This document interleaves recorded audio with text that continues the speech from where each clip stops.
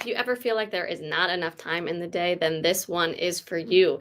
Last week when I went live, I was saying, tell me what you want help with. And someone said time management. And that is one of my favorite topics because we all have the same 24 hours in the day. Why does it feel like some people can achieve so much more? And maybe you are feeling like you can't. So if you're new, hi, I'm Melanie Suber. I'm an Austin, Texas realtor. I run a team with my husband that has done over $1.5 billion in real estate. So between all of the real estate clients that I work with and the agents that I work with and everything, I have learned quite a bit about time management, not to mention having a little one.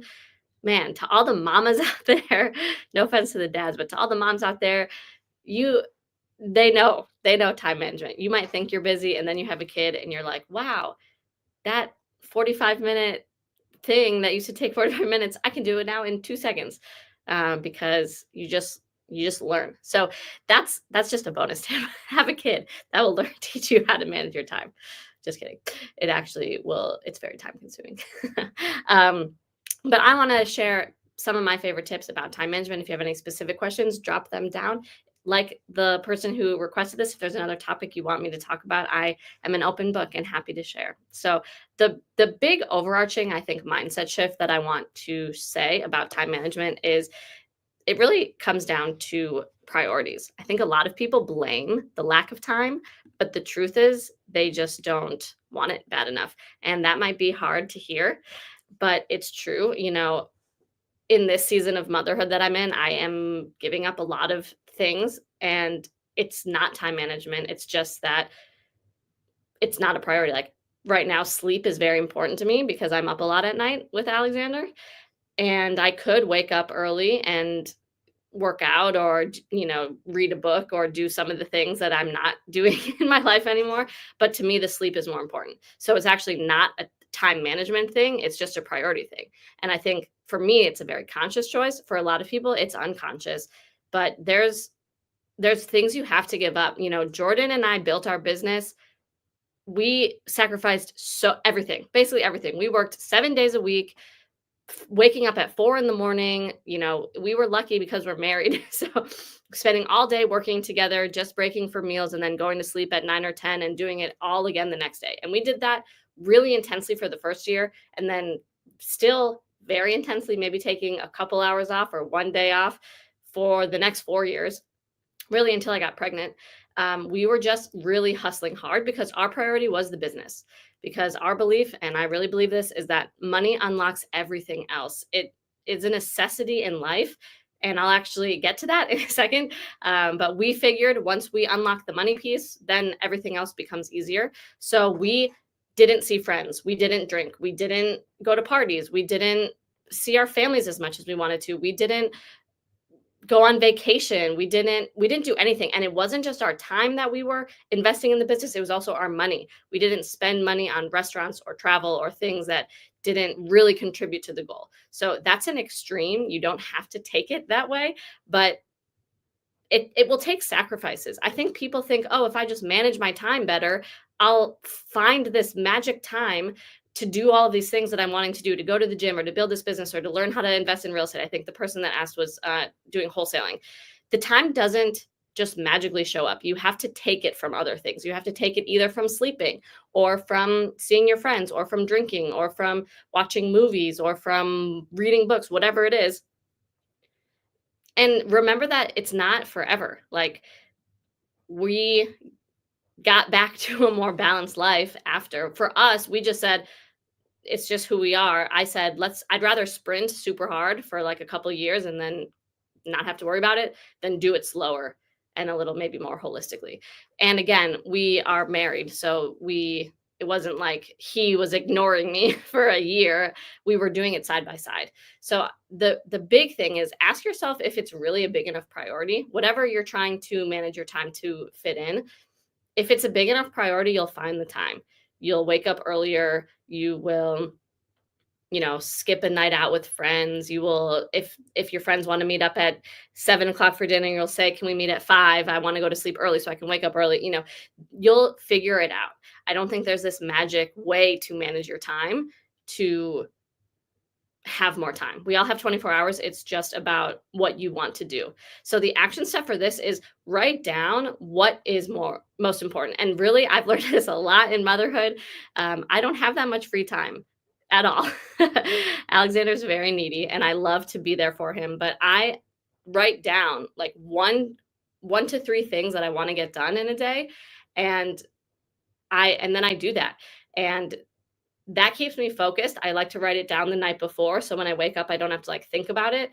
Before I was a mom, the list was much longer, and now it's sometimes even, like, take a shower or do the laundry, just being honest.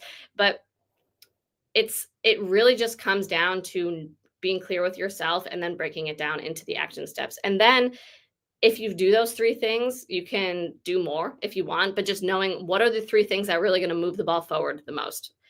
So if you are trying to buy a house and then you're like the 3 things that you have to do is find a good realtor, find the neighborhood that you want to live in, and talk to a lender about getting pre-approved.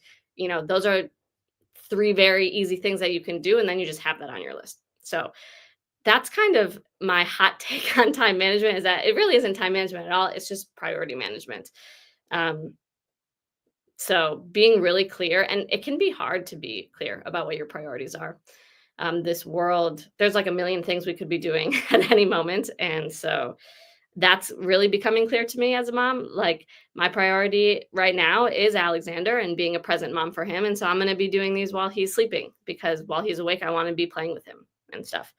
Um, that's like a new realization. And I've been thinking about that for a while. So if it's hard, don't feel bad. It's just sometimes it's hard to know what your priorities are. And sometimes, for example, again, the person who asked about this was talking about wholesaling. It sounds really easy, and the gurus who sell it make everything sound really easy. So it can feel like really exciting. And last week, when I talked about the uninformed optimism, it's very exciting in the beginning. And then when you actually carve out the time to do it, maybe it's harder than you thought. Maybe it's taking longer than you thought. And then then it doesn't become a priority anymore. And that's okay. But again, just being honest with yourself. So really, if you take one thing away from this, just be clear with yourself about what your priorities are. But I do want to give some tactical pieces of advice for time management. The second overall piece, but the first like tactical thing, is buy back your time if you can. This is something that has changed our lives, and it, keeps coming up with different things. But if you can find someone, specifically in business, it makes the most sense. But even in life, if you can hire someone to do something that you hate to do, or that it's time consuming, both or all of the above, then you will have more time and you can do more things for yourself. And sometimes that means hiring an assistant within your business. And it doesn't have to be hiring with money. People will trade, sweat equity. You can say, for the wholesaler, you can say, hey, if you do all these cold calls for me, I'll give you 20% of the deal. I just made up that number, but it doesn't have to be, you don't have to pay them now with money. You can pay them later, or you can just pay them with experience. There are free interns, or you can trade something. I know a lot of people will say, hey, I'm a photographer. I'll give you free pictures if you do my nails, or like, I don't know why I said that, but I'll give you free pictures if you give me free videos or something like that, whatever. If you do my dishes for me, but so if you can trade things that you are good at or that you like to do for things that you are not good at, that you don't like to do, we are really trying to hire way more, both in the business and in our life, because it just frees up way more time. And the practicality of time management, again, is the more time that you have to do the things you want to do, the better. And again, that's why I'm so passionate about real estate investing and building wealth and helping people build wealth, because money can buy you time for the things that matter. Money is the reason that I can be as present with Alexander as I want. And I want other parents to be able to do that, and other people to be able to spend their time how they want. And, what better than having residual income come in from all of your real estate investments? So again, just a plug, if you want to talk about that, I'd be happy to.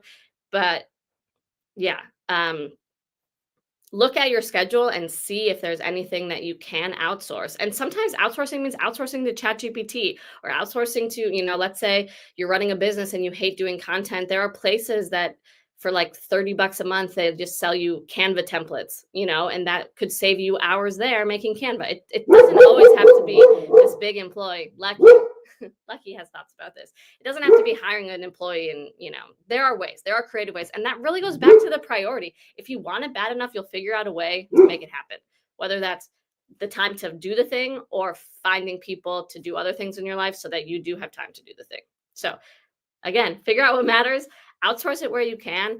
And then specifically within the time block, it doesn't work as well when you have a baby, but I love before Alexander, my whole calendar was down to the minute. All right, I'm waking up at this, from this time to this time, I'm going to do this.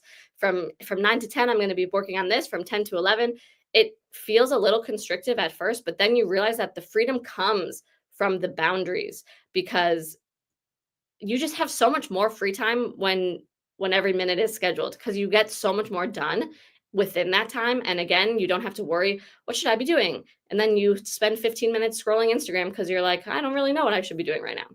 So time blocking is huge. Batching things. I think, everyone's different, but for me, like if I can get into a creative flow, it's much easier to do a lot of things at once that are like similar.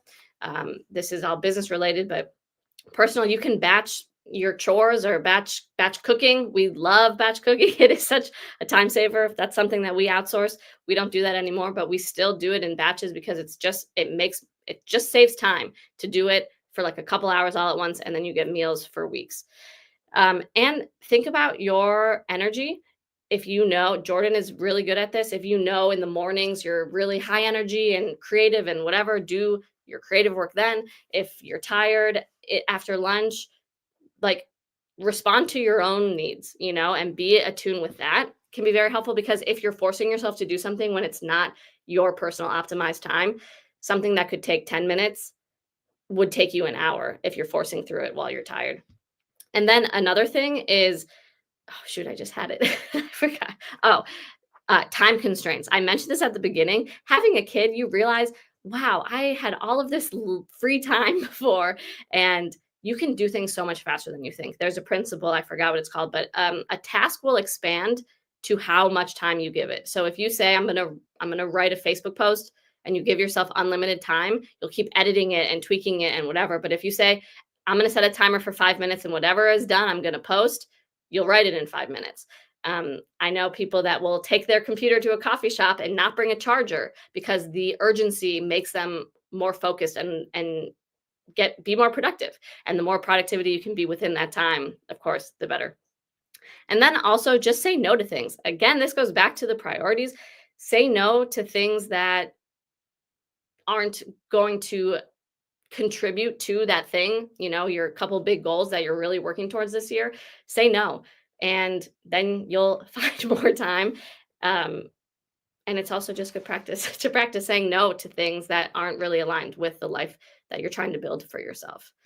I think that time freedom and financial freedom go hand in hand. And, a lot of people say, how can I manage my time? But I think the real goal is to have the freedom to do what you want with your time when you want. And that is really why I love real estate, because people can build wealth really easily through real estate, and then they can work smarter and not harder. Not only do I think that real estate investing is the most, time management efficient way to build wealth, not in terms of it will happen overnight, because no true wealth will happen overnight, but it's consistent and it will buy up your time. And, having any residual income come in, you can use that to buy more rental properties, to have more residual income, or use that to buy employees to help, do the things to free up your time. And isn't that what life is just about? To be able to spend your time on the things that you love and with the people that you love. And again, that's why I'm so passionate about doing these and helping teach all of the things that I've learned to help you live a better and happier life. So, building wealth isn't just to have the fancy cars or the fancy clothes or whatever. It's really to have the options to do what you want and live the life that you want. And I want that for you. So if there's anything I can do to help, whether that is, of course, helping you buy real estate and build a huge investment portfolio to give you time and financial freedom, or just a video topic on something else that you're struggling with right now, I'm here for you. I'm happy to help. And Yeah, I hope that this helped. If there was one big takeaway, let me know in the comments. If you have any questions or topics that you want me to talk about, drop that in the comments as well. And if not, I will see you maybe next week. Have the best day yet, and I'll talk to you soon.